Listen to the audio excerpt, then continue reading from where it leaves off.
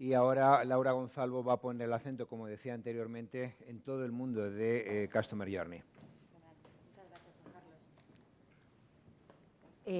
Bueno, buenos días a todos. Muchas gracias por darnos calor, como decía Juan Carlos, en este soleado día. Aunque imagino que todos conocéis Seur y que todos habéis tenido la suerte de que hayamos llamado a vuestra puerta, a vuestra oficina o a vuestra casa para entregaros un paquete, espero que sin incidencias. Bueno, me gustaría rápidamente poneros un poco en contexto.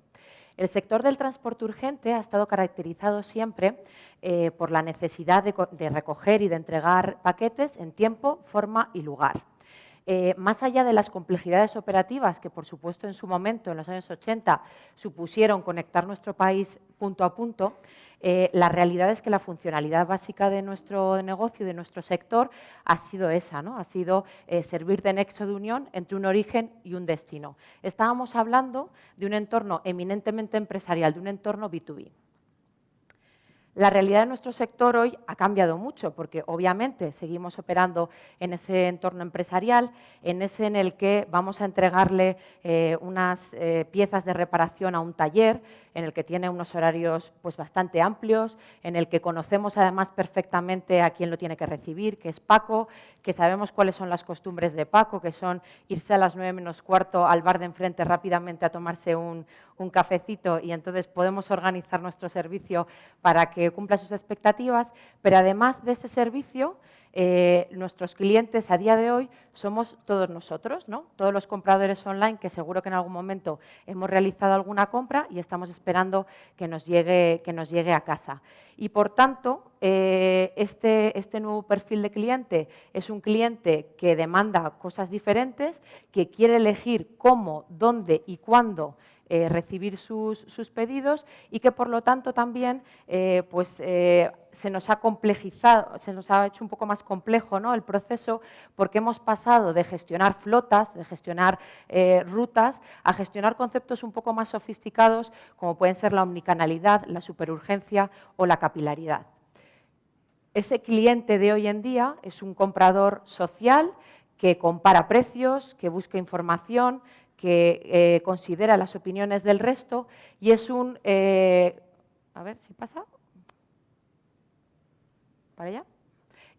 Muy bien. Y es un comprador, pues como os decía, muy exigente, ¿no?, que demanda estar en el centro, que demanda personalización, que demanda superurgencia, por ejemplo, en nuestro caso, y que sobre todo vive en un entorno completamente digital, completamente conectado. El consumidor, a día de hoy, espera que no le defraudemos en ninguno de los puntos de contacto. Y pongo aquí un ejemplo, una metáfora que me gusta utilizar de un café, ¿no?, que se puede asimilar un poco al servicio que podemos dar. Un café es algo sencillo, cotidiano, satisfactorio, pero vamos, tampoco le demos demasiado, no es algo que nos vuelva locos. Eso sí, siempre y cuando ese café llegue como a nosotros nos gusta, con la leche calentita, con el azúcar. Si puede ser que no se lo tengamos que decir al camarero, sino que él ya sabe lo que me gusta y me lo pone nada más entrar, con una sonrisa, me pregunta por qué tal mi día. Y nuestro servicio es un poco igual, ¿no? Pero lo que nos hace reflexionar es que ya no basta con recoger y con entregar, sino que lo que tenemos que trabajar es toda una serie de experiencias alrededor de esa recogida y de esa entrega.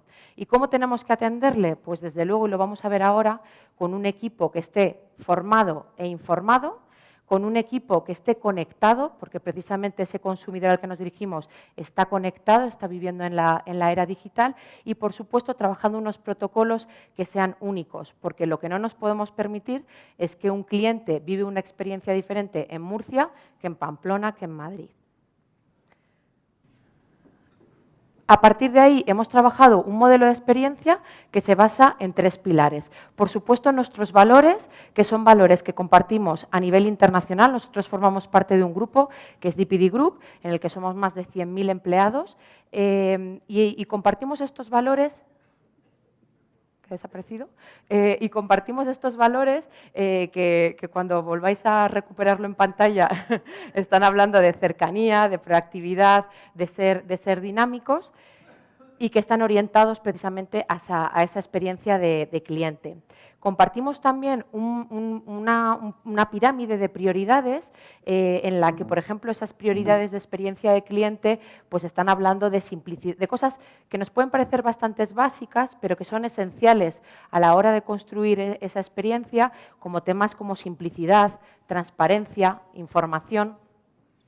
Y luego, y lo vais a ver cuando recuperemos, nos asentamos también ese modelo de la experiencia, ¿ya? Lo vais a ver ahí. Y luego, por supuesto, asentamos ese modelo de la experiencia en 3 pilares básicos, ¿no? Por supuesto, en desarrollo de procesos que nos permitan ser más ágiles, más eficientes, en el desarrollo de productos y de soluciones que sean innovadoras, que nos permitan diferenciarnos de la competencia y, sobre todo, sorprender al cliente, y sobre todo en las personas. ¿Por qué digo lo de las personas? Porque vamos aquí al meollo de la cuestión. Nuestro negocio es un negocio basado en personas. Cuando hablamos de personas estamos hablando sobre todo, fundamentalmente, de aquellas que están en contacto directo con el cliente. Estamos hablando, por supuesto, de agentes de atención telefónica, del personal que está en puntos de venta, de nuestros comerciales, pero sobre todo de ellos, de nuestros repartidores. Y aquí me gustaría llamar la atención porque el 50% de nuestro equipo son repartidores, y el 95% de esos repartidores son autónomos. Con lo cual, el 50% de nuestra experiencia de cliente, por dejarlo en términos numéricos, aunque diría que es bastante más alto, depende de personal que no tiene una relación contractual directa con nosotros, que no son empleados de la casa.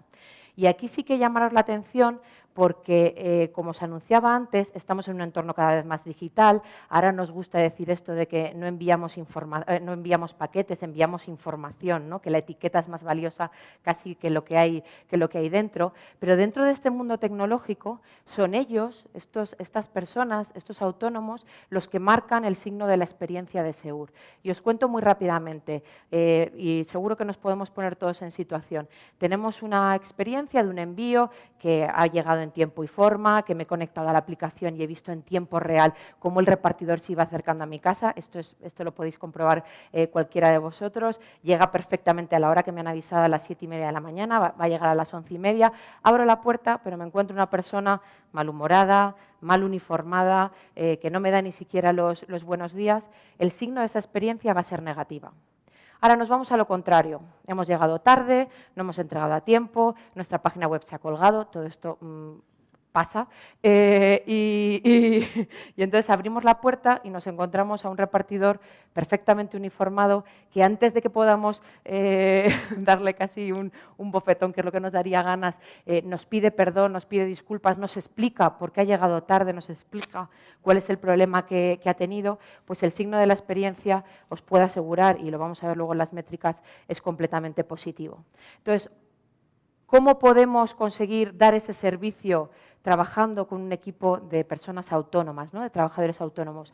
Pues creemos que apalancados en 6 conceptos o en 6 estrategias básicas. Por supuesto, en una construcción de una marca que lleva asociada una imagen y una identidad visual también que traslade esos valores de marca.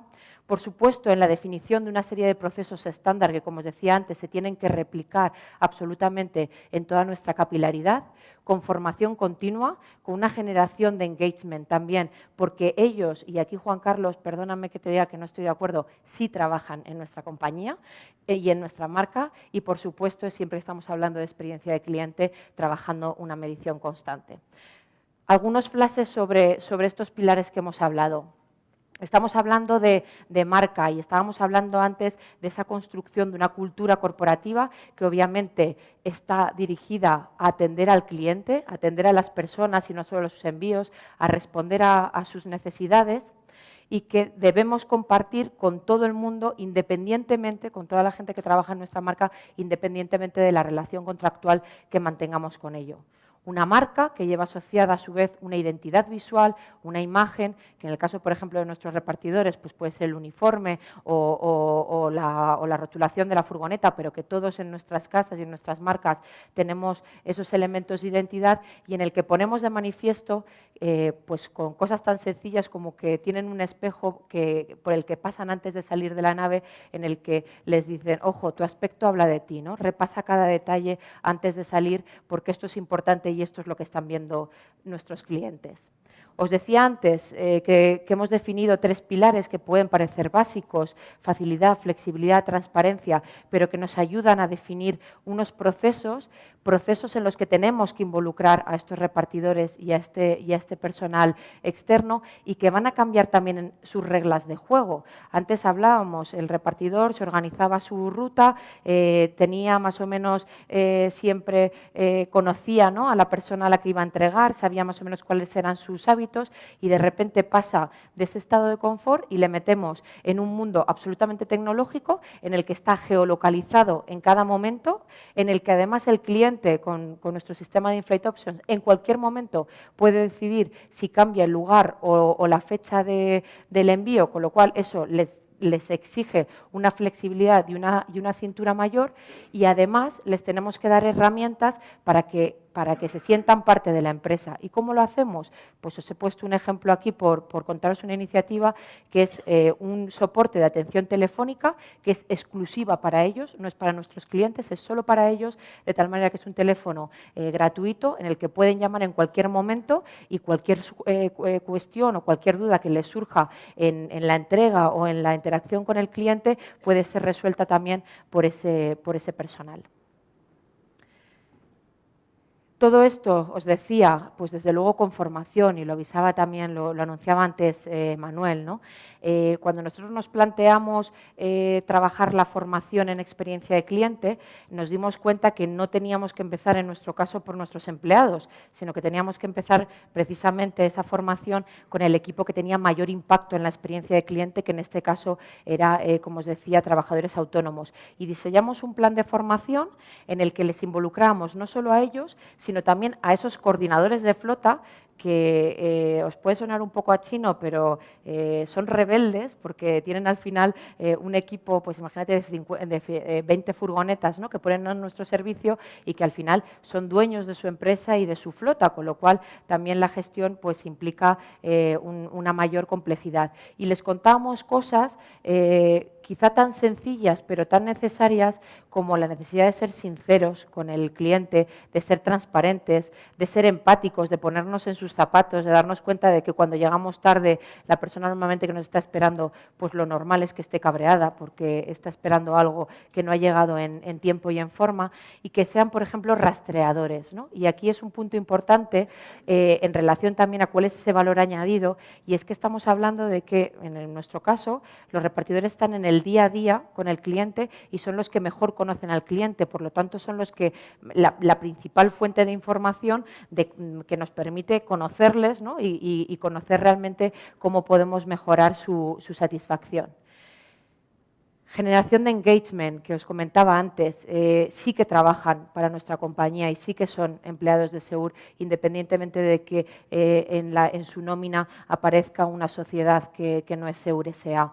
¿Y cómo lo conseguimos? Pues a través de programas de reconocimiento, en el que, por ejemplo, pues lanzamos hace ya un par de años este programa de reconocimiento, además un superclub que nos permite valorar al profesional por su imagen, por su actitud y, por supuesto, por sus resultados, ¿no?, por la calidad del servicio que le ofrece al cliente. Y para acabar, pues como os decía antes, siempre que hablamos de experiencia de cliente tenemos que hablar de medición, ¿no? Nosotros hemos diseñado un cuadro de mando que nos permite introducir herramientas de medición, indicadores en cada una de las etapas del Customer Journey, que está fundamentado, bueno, pues la métrica fundamental es NPS, pero por supuesto introducimos otras métricas y otros indicadores, pero que nos permite medir en cada canal, en cada interacción y sobre todo a nivel de persona.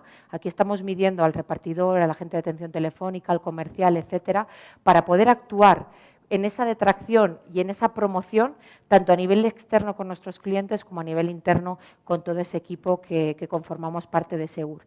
Y además nos apalancamos y nos ayudamos de herramientas externas, como puede ser Good Job, en el que el cliente no está valorando la marca, está valorando al profesional, le está reconociendo a él directamente. Y esto nos permite generar e incrementar ese sentimiento de pertenencia y ese orgullo de pertenencia al equipo y, por supuesto, trabajando también una serie de premios y de reconocimientos y de incentivos asociados a esas valoraciones.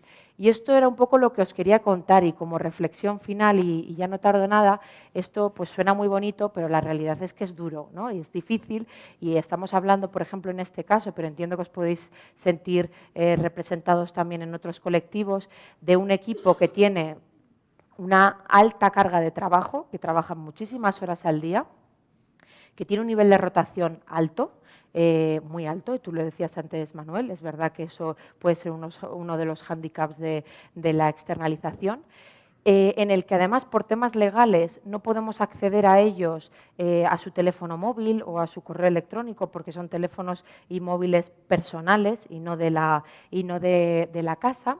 Y además, por lo tanto, es difícil introducirles en un entorno digital que probablemente pueden ser uno de los canales más rápidos y luego, pues también muy marcados por esa estacionalidad, ¿no?